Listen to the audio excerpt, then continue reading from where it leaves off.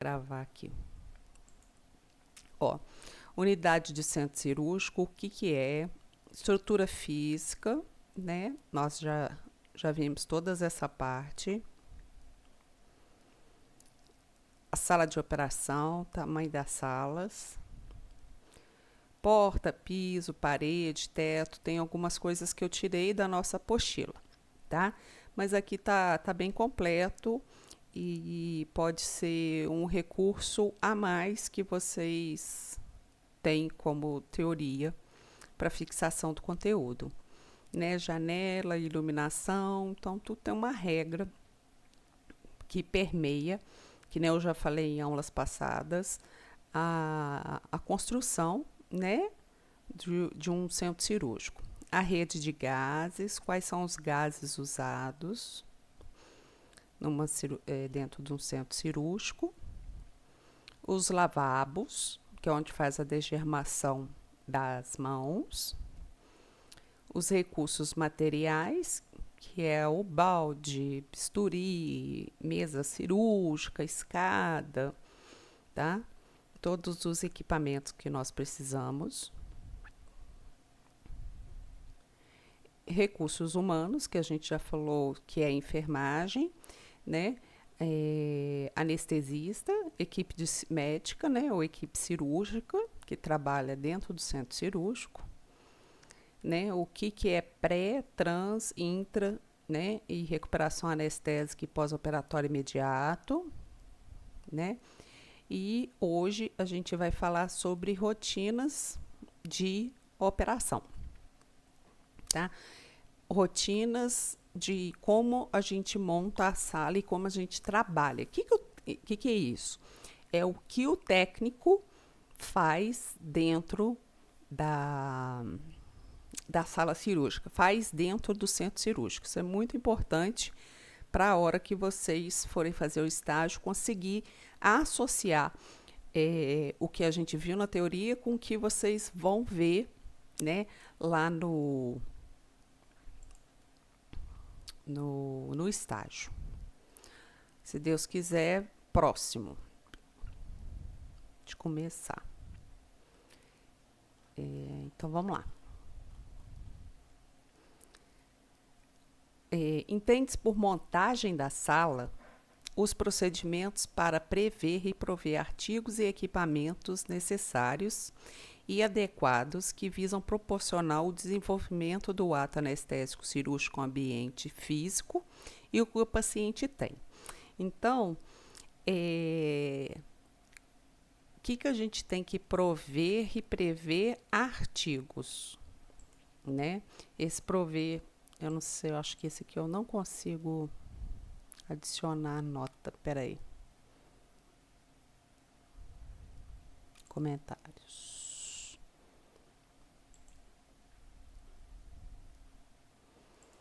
Tá? Então, prover artigos e materiais seria, deixa eu ver se eu consigo. Essa apostila, ela é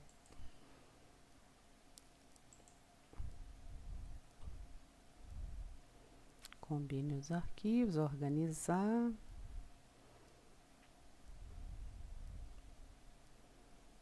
Enviar comentários, não é enviar, eu queria registrar. Mas eu acho que eu não vou. Deixa eu ver se esse aqui dá. Não. Esse PDF eu não consigo.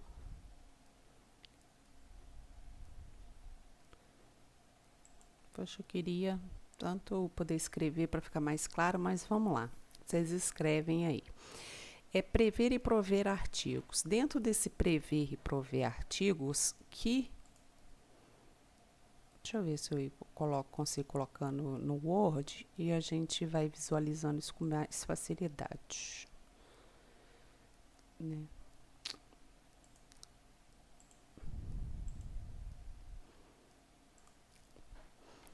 Ó, prever e prover artigos.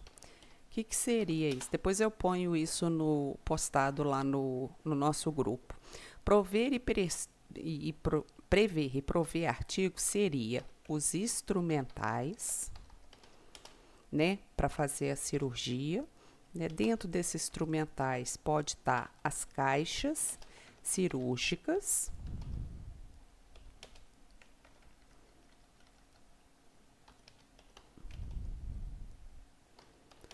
a gente tem as bandejas de instrumentais e temos os pacotes com os instrumentais avulso. Além dos instrumentais, a gente tem os insumos. O que são insumos? São, por exemplo, atadura, algodão, gaze,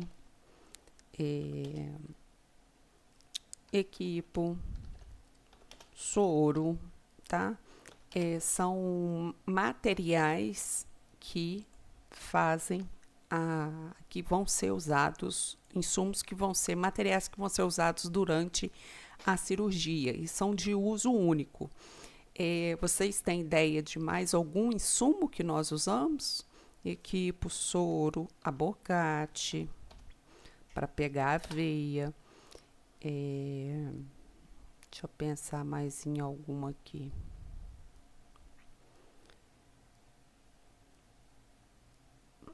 Eu não estou lembrada, mas o que caracteriza insumos é isso. Medicações, né, que não necessariamente medicações analgésicas para dor e medicações anestésicas, tá? Dentro desses insumos aqui, lembrei, ó, gente, de mais coisas bacanas. A gente tem seringas, agulhas,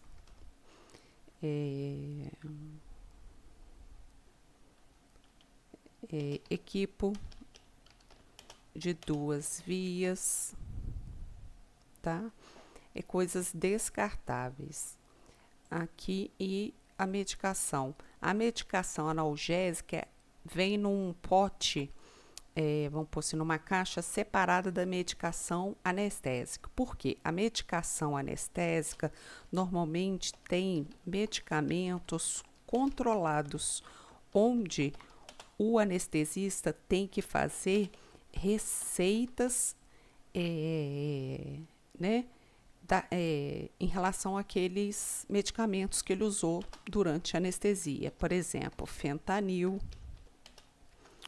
propofol. Propofol é um anestésico de líquido branco que foi o que matou o Michael Jackson, né? Porque o médico dele usou o propofol dentro de casa e o propofol dá insuficiência respiratória. Ele usou numa quantidade muito alta, o Michael Jackson entrou em insuficiência respiratória e veio a óbito dentro de casa, né? São medicamentos, gente, esses medicamentos anestésicos são de uso restrito, tá? Hospitalar. Se eu for numa farmácia e querer comprar, eu não vou conseguir. Só vou conseguir comprar se eu for CNPJ, for caracterizado como uma clínica ou como um hospital que faz procedimentos anestésicos, tá? Os medicações analgésicas, a gente pode considerar aí a dipirona, Nalzedron, que é para enjoo, Plasil, deixa eu ver mais qual que é básico, anti-inflamatórios, né, que é os, vou pôr cetoprofeno, tá?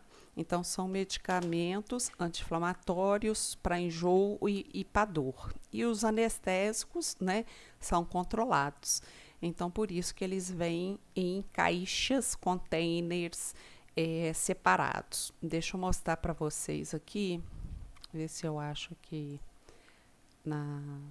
no Google. tem umas caixinhas já fabricadas para isso. Caixa de medicações anestésicas.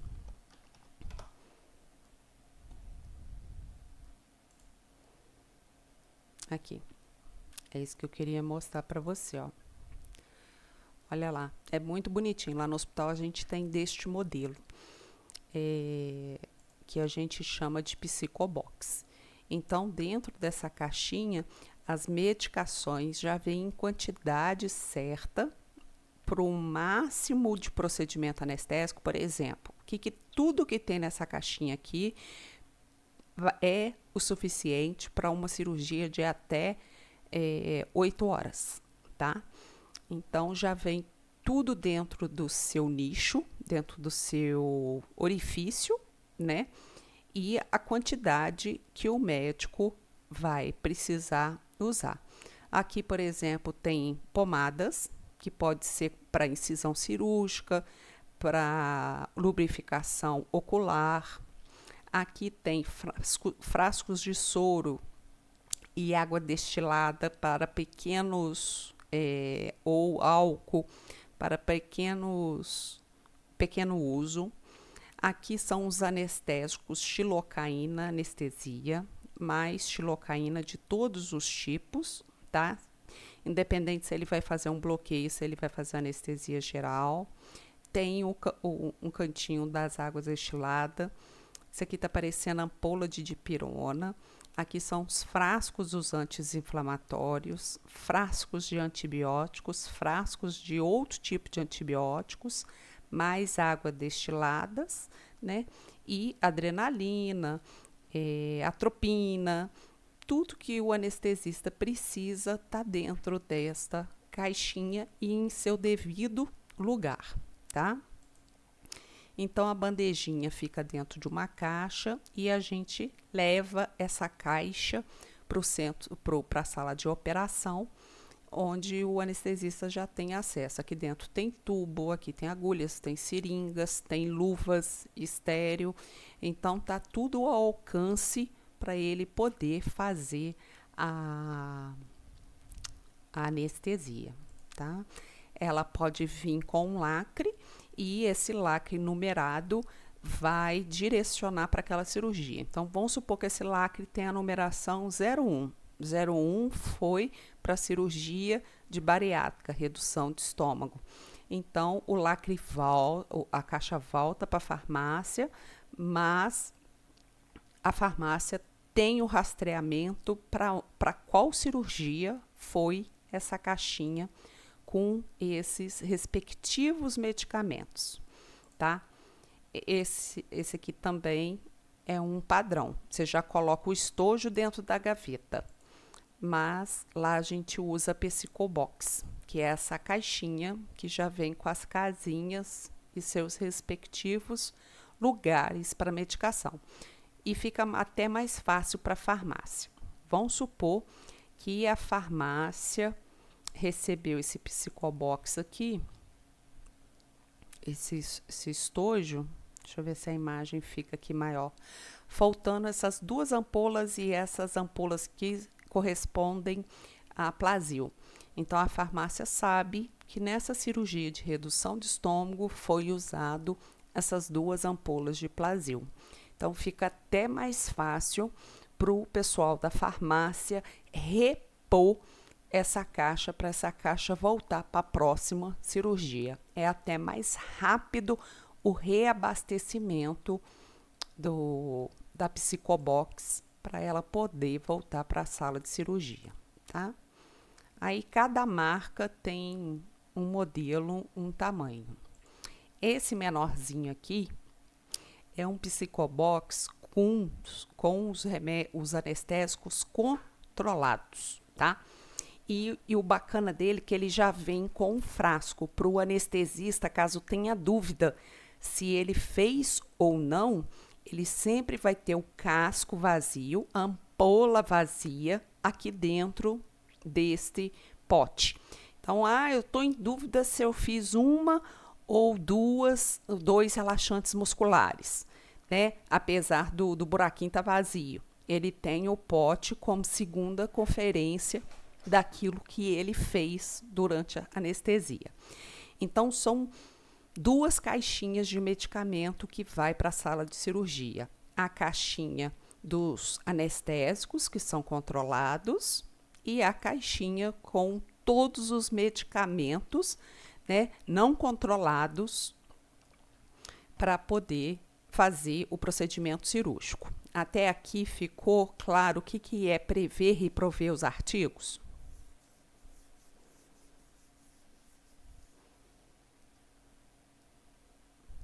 Para mim, sim, professor. Então, vamos lá. Equipamentos necessários, tá? Aí, os equipamentos... Valente, Oi, Vani. aquela observação que você estava fazendo, você vai mandar para a gente? Repete de novo, por favor. Aquela observação que você fez aí, Vou. que você escreveu. Isso aqui que eu estou escrevendo, eu vou colocar lá Tá. Aqui, no a grupo. sua aula aqui é gravando, você está apresentando, você está gravando ela? Estou gravando. Não, tudo bem. Porque os outros parecem gravando, você não parece, eu vou perguntar para ela. Ela pode. Porque eu estou gravando por outro sistema. Eu Ah, não tá. estou gravando, quer ver, ó. Não, só você. Só Uhum. para você ver. Eu não tô, o meu computador não consegue gravar pelo Meet, por aqui. Meu computador só consegue gravar por esse programinha aqui que chama Ocam, tá? Ah, Então vocês vão achar, eu sempre vou postar o link do YouTube aqui no mural. E no mural vocês vão achar, ó. Quer ver, ó? Eu vou baixar aqui, ó. Ah lá. Link da aula. Eu coloco normalmente link da aula gravada.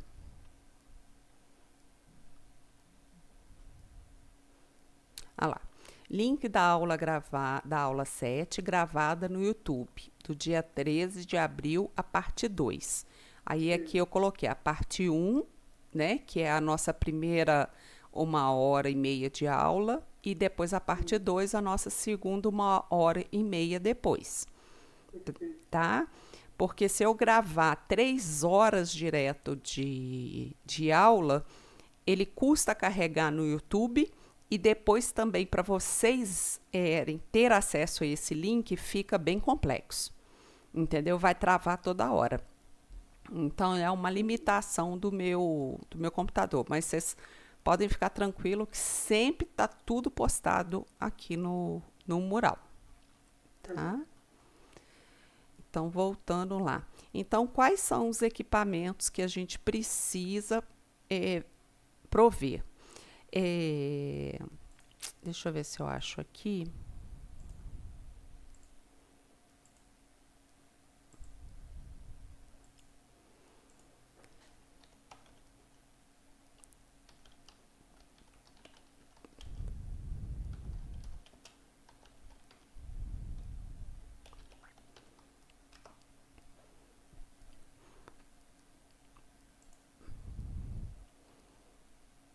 Aqui está considerando equipamento como instrumental, mas tem alguns aqui. Por exemplo, quais são os equipamentos? A gente vai precisar às vezes, do arco cirúrgico. O que na verdade, esse aqui é um aparelho que é um microscópio do oftalmo. A gente pode precisar do microscópio. Então, quais são os microscópios que a gente tem dentro do centro cirúrgico? A gente tem microscópios. A gente tem o microscópio da neurocirurgia. A gente tem o microscópio da oftalmo e a gente tem o microscópio do otorrino. Então, são 3 microscópios desse que vão ser direcionados, levados para a sala, conforme a cirurgia. Aí, se for uma cirurgia ortopédica, a gente vai precisar do arco cirúrgico. O arco cirúrgico, ele faz um raio-x, arco cirúrgico. a ele aqui. Eu já tinha até mostrado ele para vocês em aulas passadas. Ele faz um raio-x momentâneo, instantâneo do momento da cirurgia. Então, vamos supor que o ortopedista está inserindo prótese aqui na vértebra deste paciente. Então, esse aparelho vai mostrar aqui na tela a inserção dessa prótese na coluna do paciente, tá? Então, um recurso de imagem, né? Nós temos aí o... Ai, gente, como é que é o nome dele? O arco cirúrgico. Esse arco cirúrgico, ele faz raios X do momento cirúrgico. Outro aparelho que a gente tem que ficar atento em levar para a sala durante a cirurgia é a torre de vídeo. Lembra que eu falei que toda cirurgia de vídeo, que são aquelas cirurgias com 3 orifícios abdominais e que a lente, as pinças, entram por 3 furos no abdômen. Então, essa é a torre de vídeo. A gente tem os processadores, né, de imagem e luz, que vai projetar nessa tela o que o médico está enxergando dentro do abdômen do paciente. Então, outro equipamento que a gente tem que levar é a torre de vídeo cirurgia. Esses que eu estou falando são equipamentos maiores, mas a gente tem também o bisturi elétrico, que todo mundo já sabe o que é, aquele aparelho que realiza corte e coagulação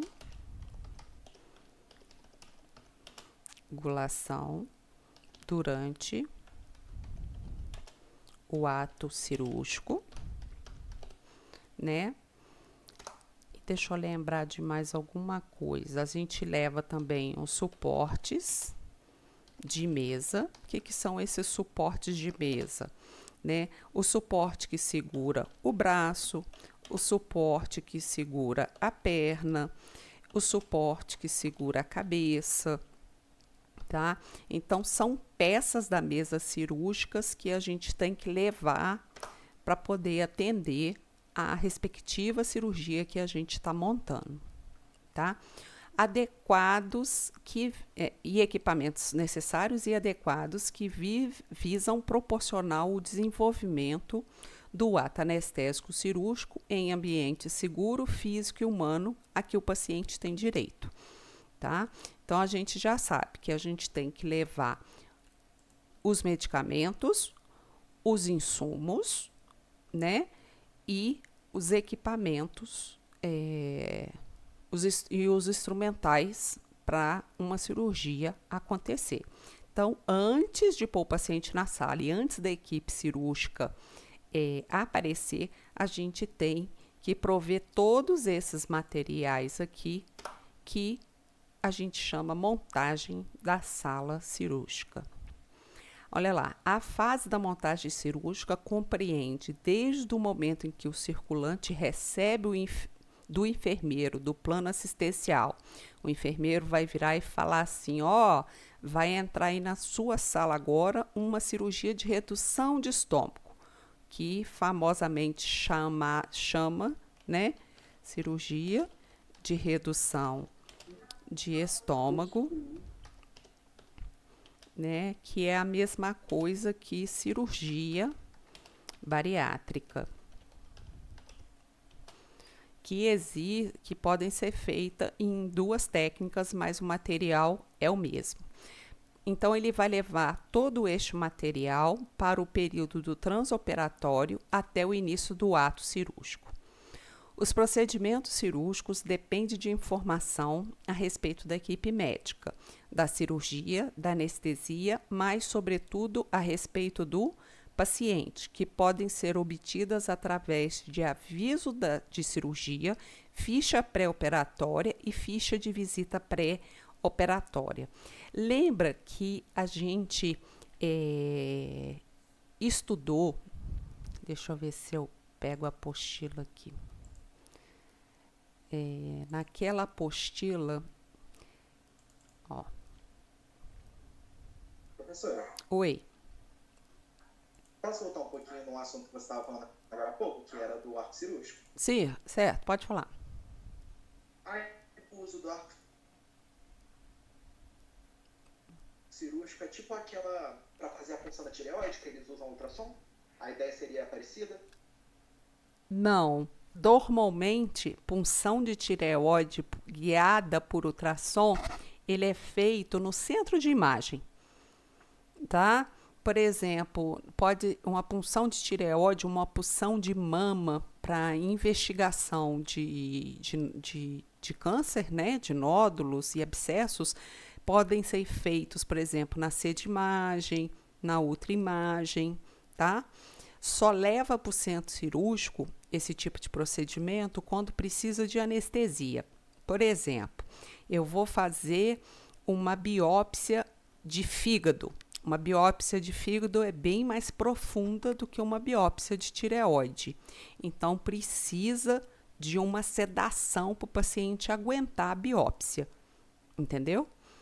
Então, tem biópsias que são guiadas por ultrassom, que são mais superficiais, que podem ser feitas com anestesia local ou sem anestesia. Aí pode fazer na C-imagem, na ultraimagem. E tem biópsias, né, que são mais profundas. Essas mais profundas dependem de sedação e vão ser realizadas em centro cirúrgico. Entendeu? Entendi. Obrigadão, tá? De nada. Então, biópsia ela está relacionada com a profundidade dela. Quanto mais profunda, tá, vai precisar da anestesia.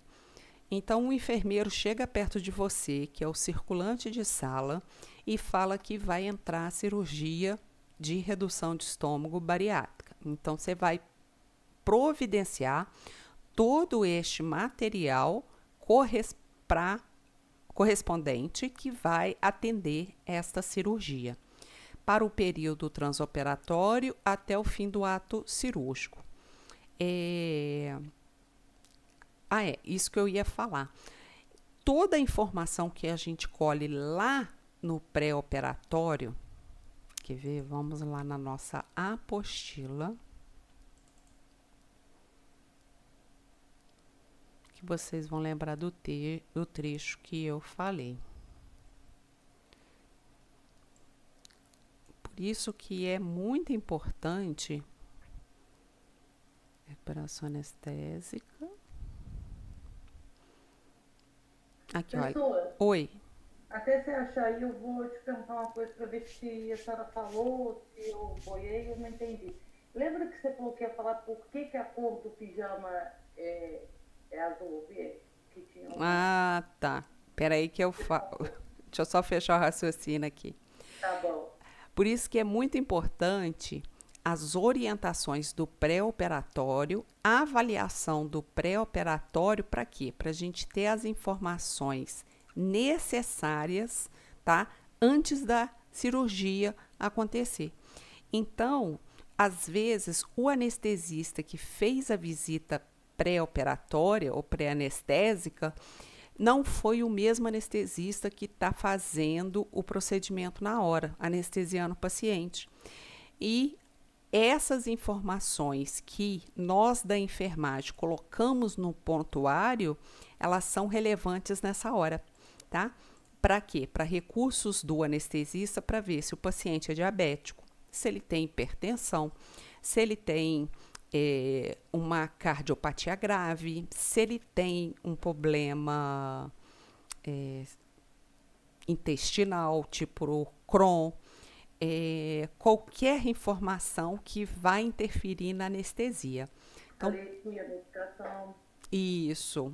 Então, tudo isso tem que estar no prontuário, além, né, da visita pré-anestésica ou da visita pré-operatória do cirurgião. a relação da cor é uma coisa muito bacana. Deixa eu colocar aqui, eu não sei como é que chama. Vamos ver aqui. Quadro de cores primárias. Será que vai entrar? Ah, isso aqui mesmo que eu queria. Olha aqui que bacana. Vamos ver se dá para parar. Olha só. Esse é o círculo de cores que o nosso olho capta, tá? Então, do lado direito aqui, do amarelo até o roxo, a gente fala que são as cores quentes. E para toda cor quente, a gente tem uma cor fria, que vai do azul até o amarelo esverdeado.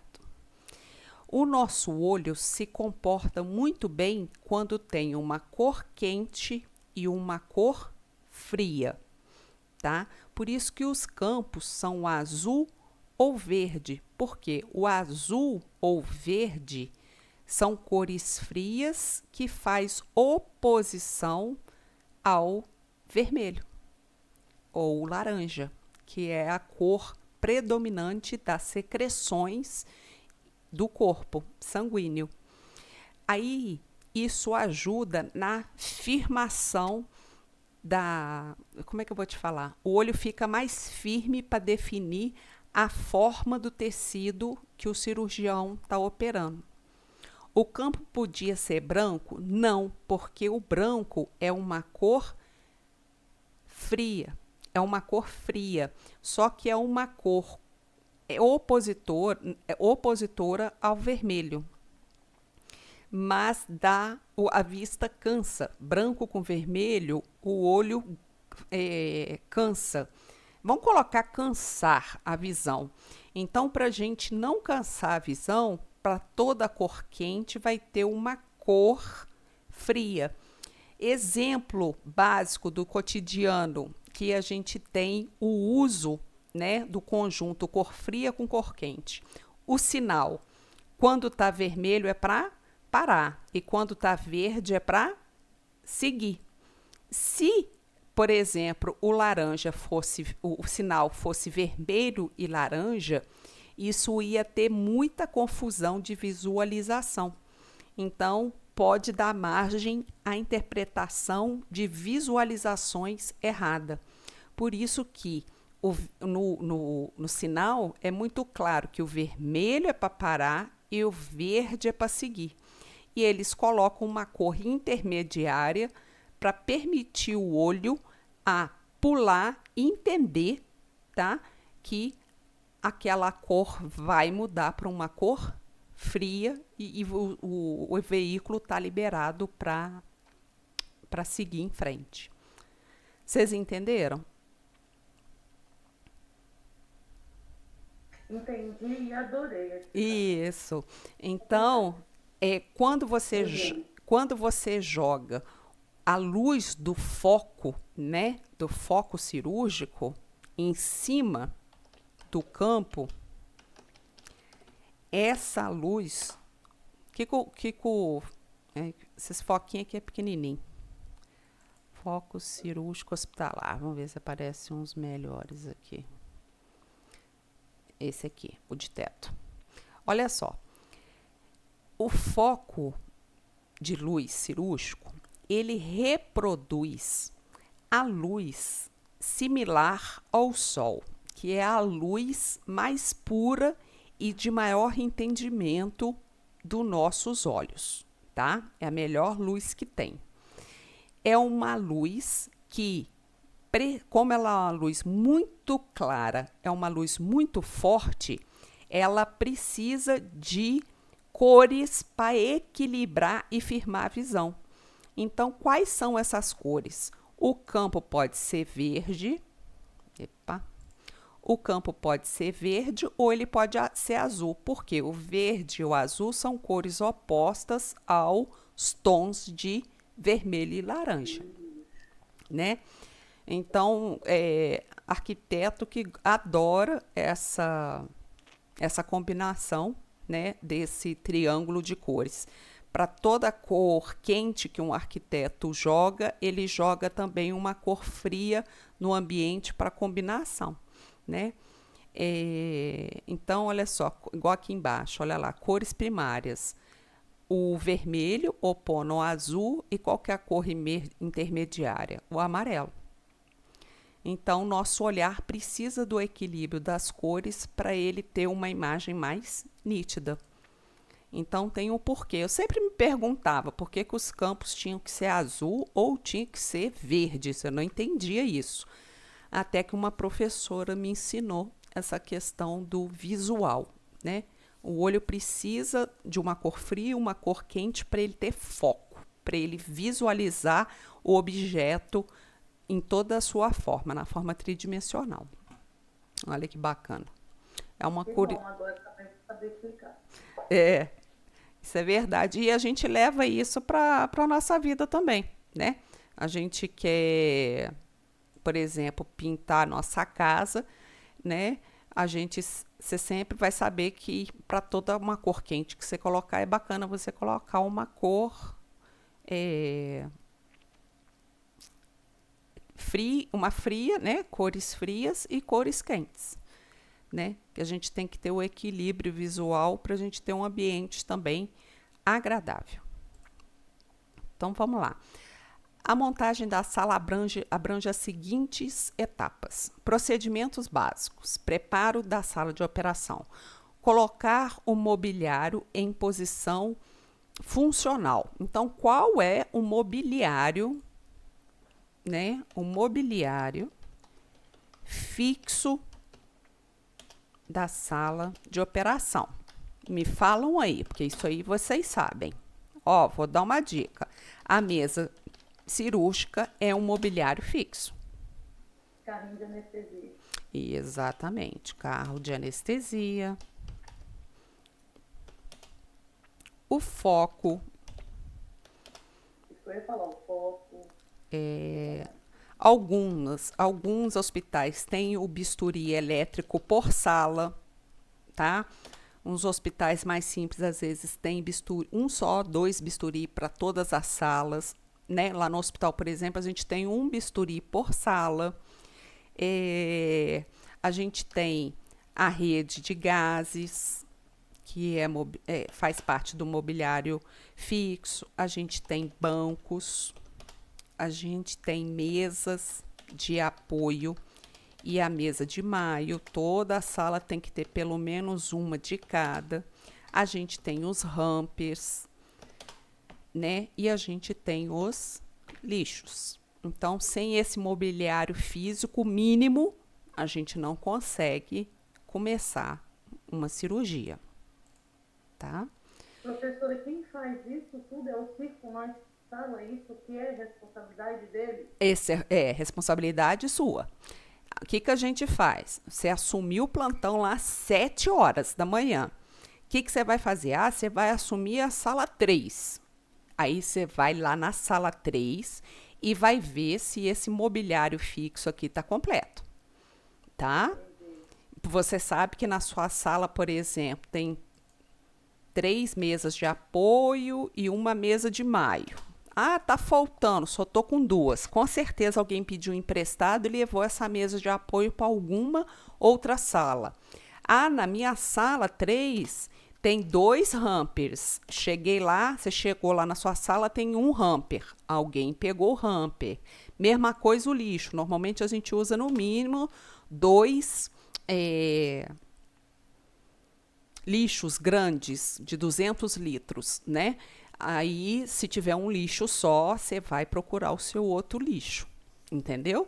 Então, quando você assume a sala, você tem que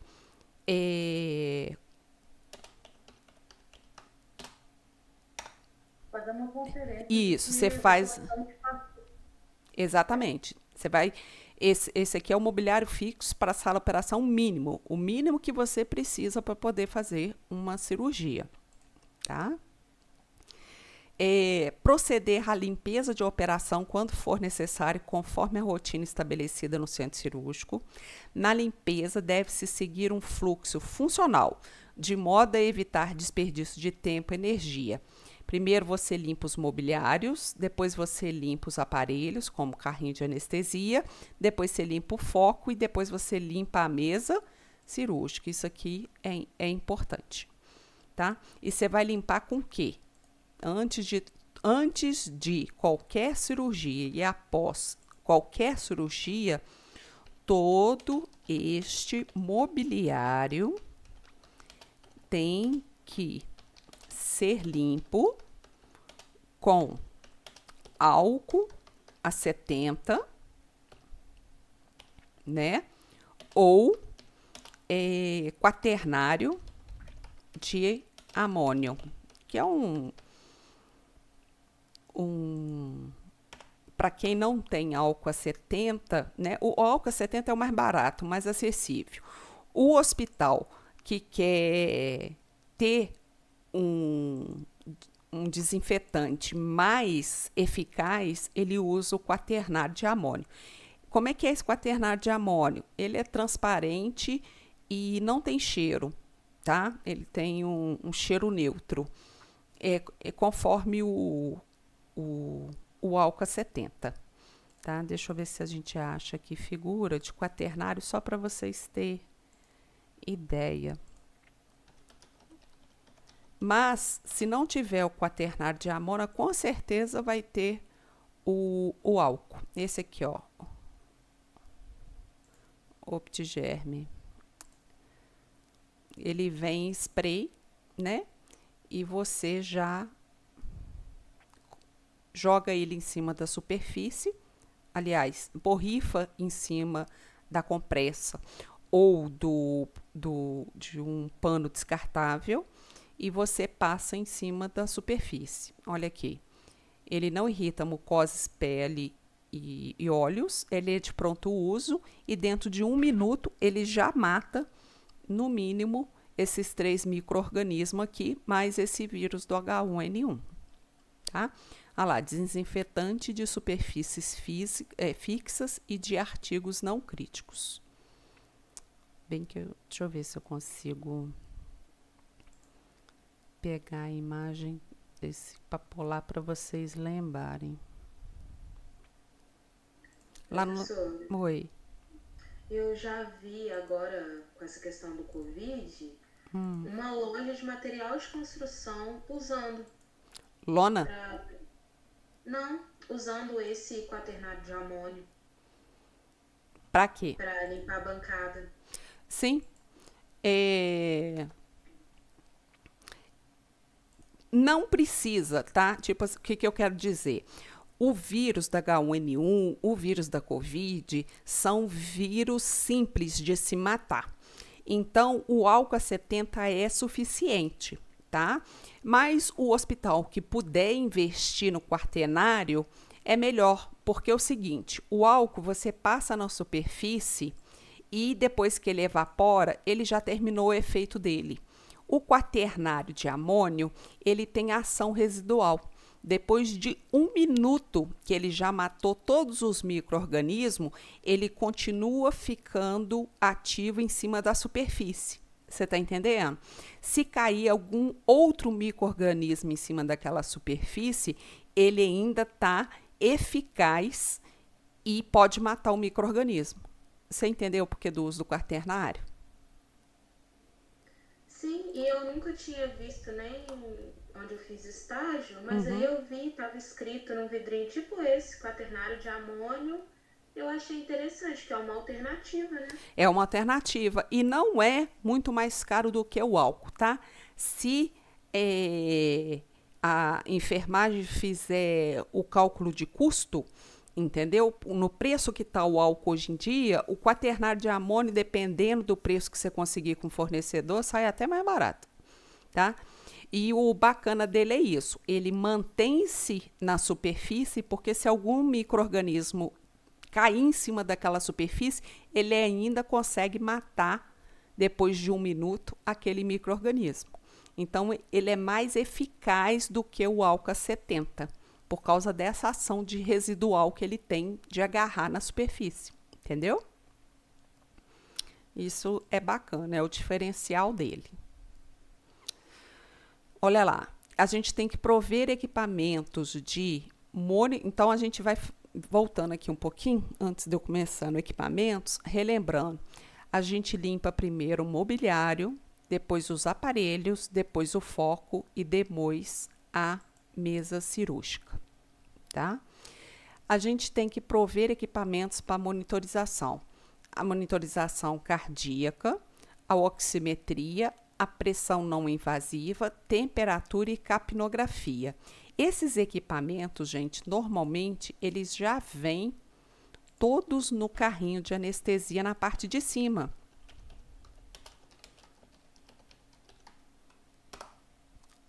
Tá? Então, aqui na parte de cima, você já tem o capnógrafo, o oxímetro. Então, aqui nessa parte de cima do carrinho de anestesia, você tem todos esses equipamentos de monitorização cardíaca, pressão, oximetria, temperatura e capnografia. Então, esses equipamentos aqui já estão inseridos, né, no carrinho de anestesia. Então, levou o carrinho de anestesia, você não precisa preocupar, lá já tem tudo. O que a gente tem que fazer além disso? Testar o funcionamento de aparelhos elétricos como monitores, focos, aspiradores, entre outros. Então, o que você vai fazer? Além de você limpar todo esse mobiliário fixo aqui, você vai testar se ele está funcionante. Tá? Se o carrinho de anestesia pelo menos está ligando, se a mesa cirúrgica está subindo, está descendo, tá fazendo Fowler, semi-Fowler, se está levantando a perneira, se está abaixando. A gente vai ligar o foco, ver se todas as lâmpadas estão, não tem lâmpada queimada, estão acesas. A gente vai ligar o bisturi elétrico para ver se ele está ligando, pelo menos, né? A rede de gases, quando a gente testa o carrinho de anestesia, o próprio carrinho de anestesia já sinaliza se as redes de gases estão abastecidas. A gente vai ver se as mesas estão com as rodas boas, né? Se os rampes estão com sacos e se os lixos estão com sacos próprios para recolher roupa e lixo. Né? E os banquinhos, se eles estão funcionantes, se eles estão com as rodas, se eles estão manco. Então, além de fazer a conferência do mobiliário, a gente tem que fazer a limpeza desse mobiliário e a gente tem que testar a eficiência, o funcionamento desse mobiliário. Mesmo assim, professora, na hora H dá BO, dá problema? Dá.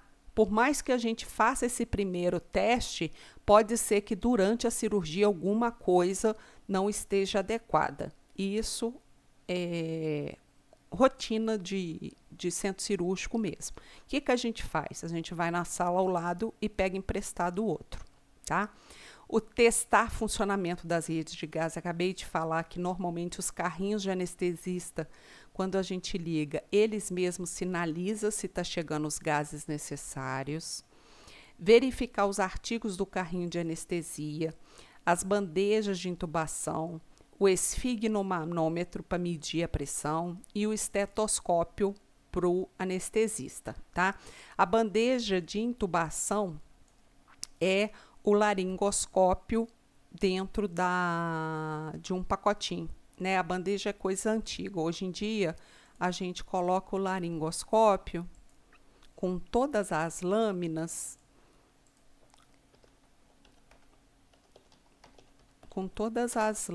que são 3.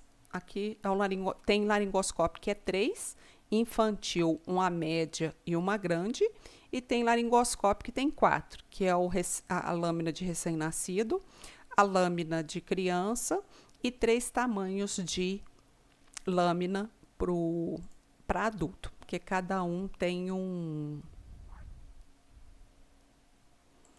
tamanho. Deixa eu copiar essa imagem e colocar no nosso resumo, que é importante vocês lembrarem que sem o laringo... Tem que testar para ver se a luzinha está acendendo também. Tem que testar, é isso que eu ia falar agora. Tem que testar, é o seguinte, você encaixa a lâmina no cabo, tá? E deixa eu aumentar aqui.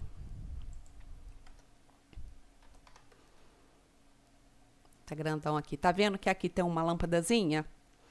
Então, quando você encaixa essa lâmina no laringoscópio, essa luzinha aqui tem que acender, tá? Deixa eu ver se tem algum vídeo de teste de laringoscópio, que aí a gente fecha o nosso raciocínio.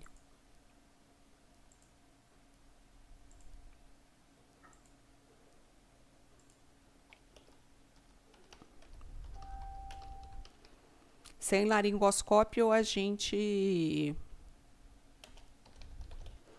não consegue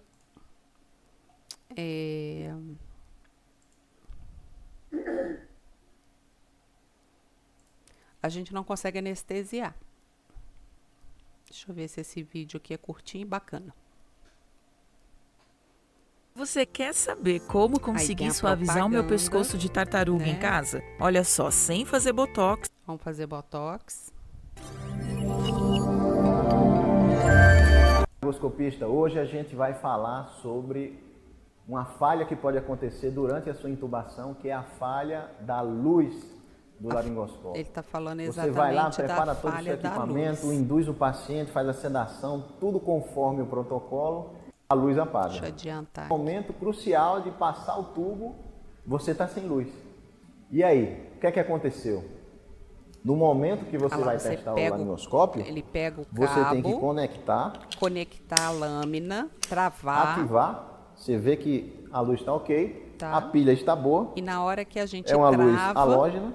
Existem dois tipos. A luz halógena, automaticamente que é essa acende. Como e que ela acende, a luz em professora? LED, É que dentro que é uma desse luz cabo mais aqui, branca. a gente coloca duas Não pilhas apenas grandes. isso, você tem que fazer uma força contrária ao encaixe do laringo para ver se a luz permanece. Então, fazendo essa força, você tem a garantia ele tá de testando que no se a momento lâmina que tá você está realmente fazendo a sua presa no força cabo. da laringoscopia, essa luz Olha vai lá.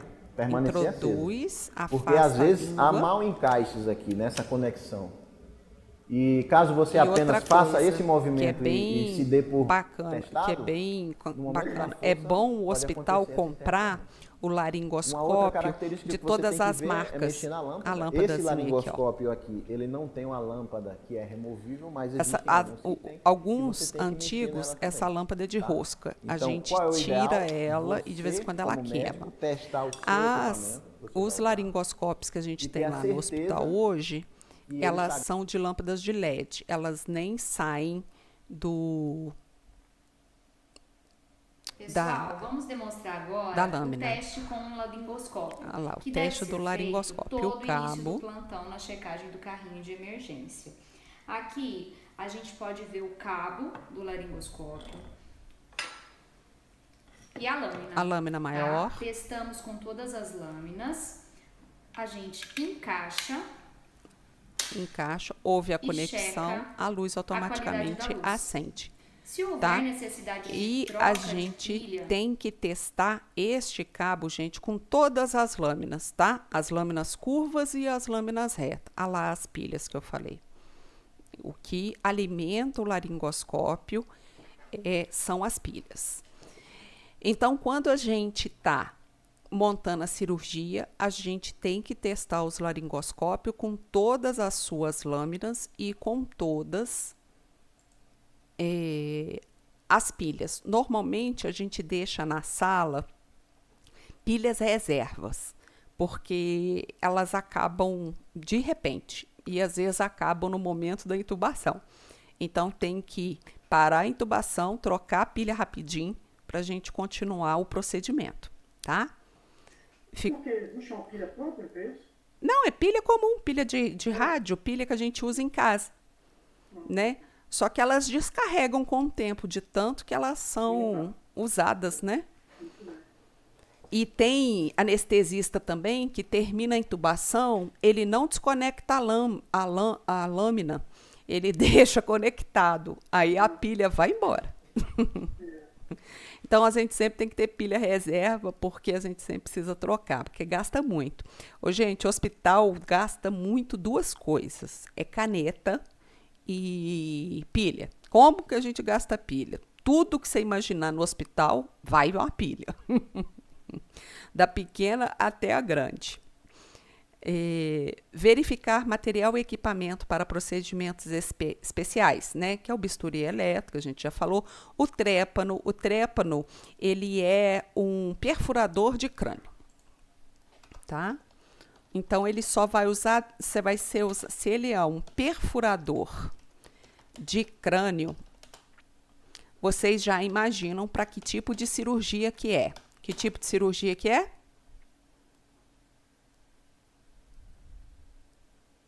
Que especialidade que opera a cabeça? Neurologia. Isso. Então, para toda cirurgia de neurocirurgia, para toda cirurgia de neuro, a gente tem que levar o trépano, que é o perfurador de crânio. Deixa eu ver se a gente acha aqui na internet a figura de um trépano. É uma furadeira específica de neuro. É uma furadeira específica para a cabeça. Tem o trépano manual, que é esse aqui, tá? Antiguíssimo. O médico vai rodando aqui esse eixo aqui, ele vai perfurando a cabeça.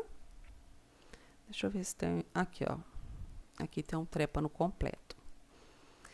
Então, a gente tem diversos tamanhos de broca e diversos tamanhos de cânulas que a gente conecta nesse motorzinho aqui, que a gente conecta nesse cabo e conecta num console.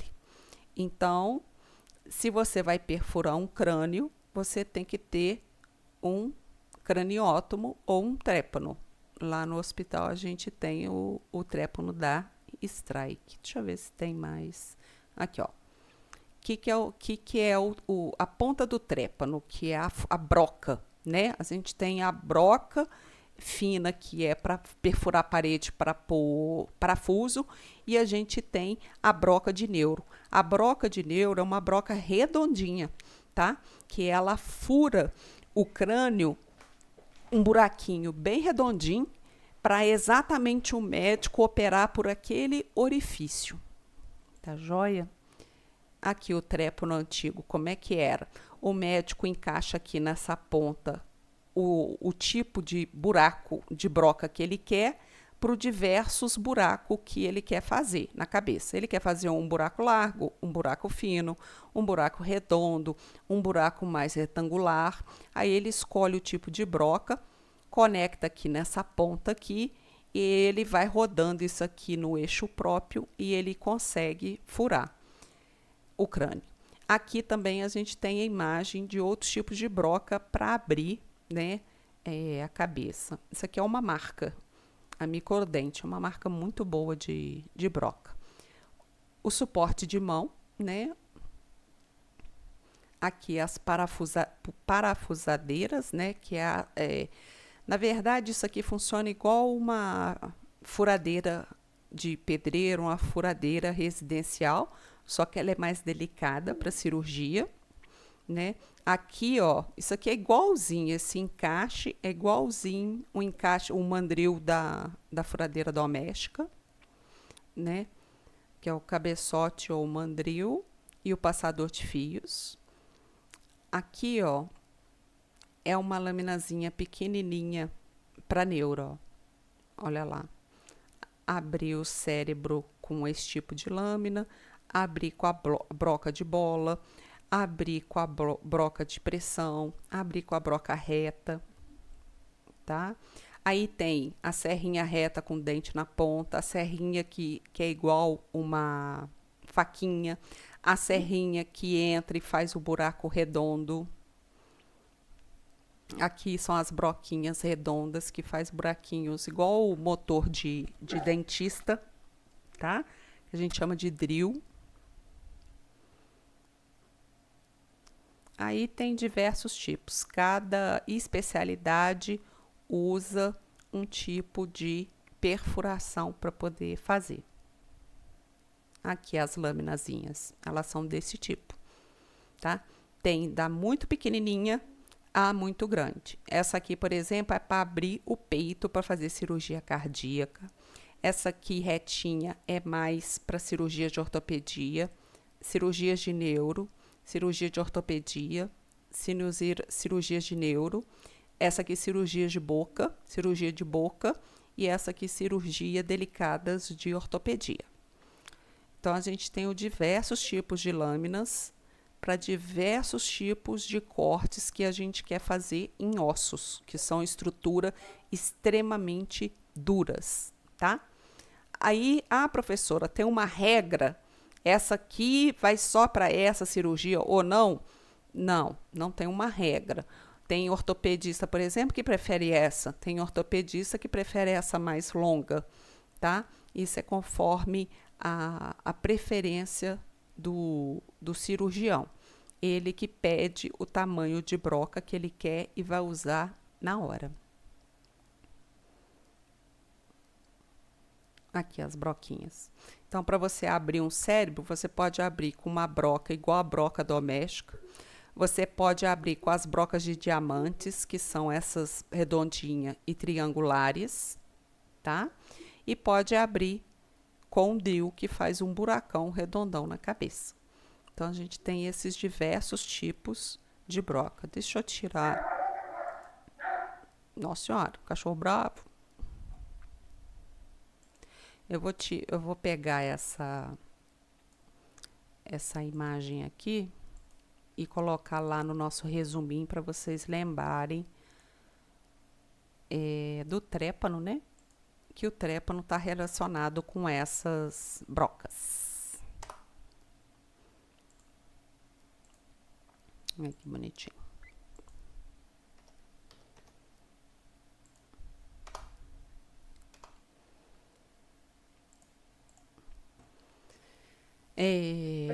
Oi. A gente tem igual essas brocas aí, os trepos, né? A gente tem um básico, vamos supor, mas a gente tem um apoio lá que se o médico falar assim, eu quero tal broca que não tá ali, aí o hospital tem que ter, né? Tem que ter. Normalmente, o que a gente faz? A gente tem, vamos supor, uma de cada lá no hospital. Aí o médico fala assim, não, eu não quero essa triangular aqui curta, eu quero essa triangular longa. Então, se é uma cirurgia marcada, aí ele pede antes e a gente faz a providência dessa broca antecipado, entendeu? A gente tem as brocas mínimas. Um específico, ele vai te avisar antes. Isso, a gente tem... Com tal, aí ele vai estar lá. Isso. Aí a gente pede o setor de compras e o setor de compras providencia para a gente, tá? Porque isso é preferencial de cada cirurgião.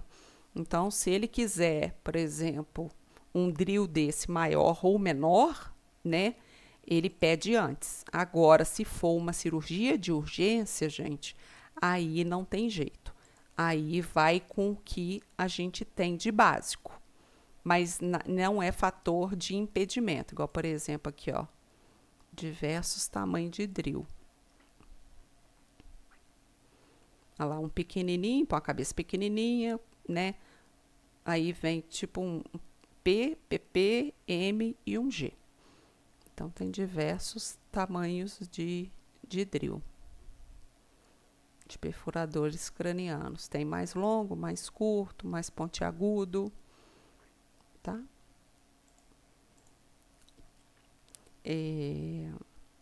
Então, a gente já falou do trépano, né? Que são os motores da neuro. Microscópio, que eu já falei aqui, já coloquei aqui para vocês, que a gente tem 3 tipos de microscópio dentro de um centro cirúrgico. O microscópio para neurocirurgia, o microscópio para oftalmo e o microscópio para otorrino. Então, são as 3 especialidades que usam microscópio e outros equipamentos que a gente vai lembrando e colocando aí no nosso resumo. Observar o controle do ambiente, né, o ar-condicionado da sala. A temperatura recomendada de uma sala de operação é entre 22 e 24 graus, tá? Qual que é o objetivo dessa temperatura? Prover conforto para o médico que vai estar com o pijama mais o avental cirúrgico, tá?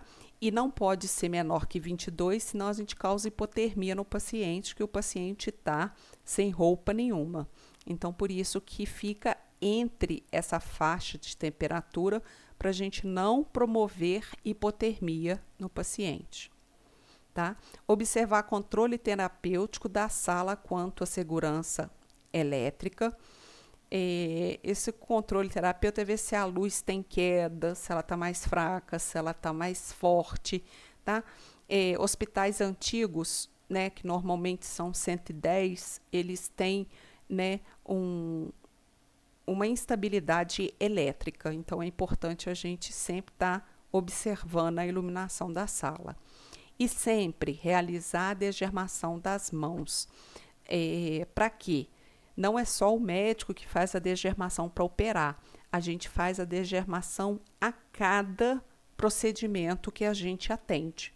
Fora o uso de luvas e o uso do álcool, né, a 70% na mão, para a gente executar os procedimentos. Então, não é só lá na enfermaria que a gente lava a mão toda hora. Dentro do centro cirúrgico, a gente também tem que fazer a lavagem das mãos constantemente, tá? Até aqui ficou claro, gente?